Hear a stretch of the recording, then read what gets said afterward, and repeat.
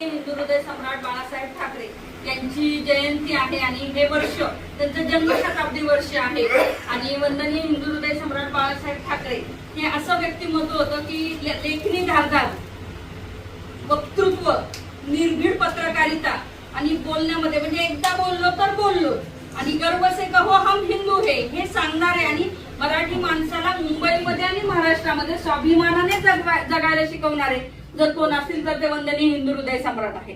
आणि पुण्यावरही त्यांचं तितकंच प्रेम होतं कारण ती त्यांची जन्मभूमी होती, कर्मभूमी मुंबई असली तरी बाळासाहेबांचा जन्म हा पुण्यामध्ये झालेला होता। आणि आजही आपण पाहिलं तर त्यांनी दोन जी शस्त्र दिलेली आहेत म्हणजे सामना वर्तमानपत्र असेल त्याचा आजही तुम्ही दूरदर्शन किंवा टीव्हीवर जर सगळं पाहिलं तर दिवसभर बातम्यांमध्ये सामन्यामध्ये काय लिहून आले ते आहे। आज तुम्ही राजकारणामध्ये बघता इकडून तिकडं सगळे जात असतील, पक्षांतर असेल किंवा हे असेल, पण आजही उद्धव बाळासाहेब ठाकरे यांची भूमिका जी आहे ती ठाम आहे आणि तत्वनिष्ठतेची आहे आणि ते बाळकडू जर कोणी दिलं असेल तर ते वंदनीय हिंदू हृदय सम्राट बाळासाहेब ठाकरे यांनी दिलेलं आहे। त्यामुळे आज त्यांची जयंती आहे। त्याचबरोबर आपले आता जी पुणे महानगरपालिकेची निवडणूक झाली त्यामध्ये आपल्या मशाल या चिन्हावर उभे असणारे माननीय नितीनदादा गावडे यांनी खऱ्या अर्थाने पुण्यामध्ये, कारण काळ अवघड आहे सगळा तुम्ही पाहताय, पण त्या अवघड काळामध्ये सुद्धा मशाल पेटवण्याचं काम केलेलं आहे आणि आपल्या सगळ्यांचं सहकार्य त्यांना आहे। त्याचप्रमाणे या ठिकाणी उपस्थित आमचे विजयभाई देशमुख पण या ठिकाणी आहेत। हे सगळेजण आम्ही सगळे असतो, आमचे जानभाई असतील, आमचे महिला आघाडीच्या संगीताताई असतील, तुम्ही सर्व महिला असतील, सर्वजण उपस्थित शिवसेनेचं एक दिलाने काम करणारे आहेत आणि सगळे तळागाळातले आहेत।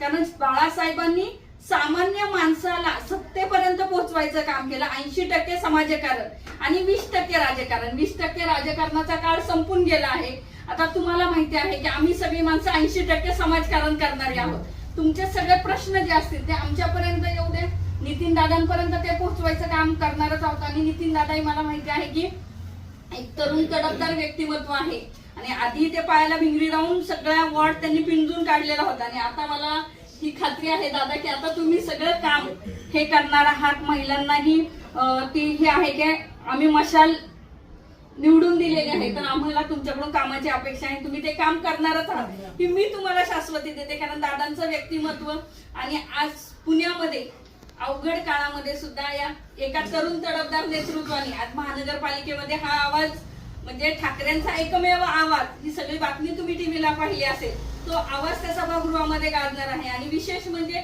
त्यांना अनेक प्रलोभनं आली असतील पण त्यांनी तो एकटा आवाज असला तरी त्यांनी ठामपणे सांगितलेला आहे की मी एकटा असलो तरी माझा आवाज हा उद्धव बाळासाहेब ठाकरे यांच्याच बाजूने गाजणार।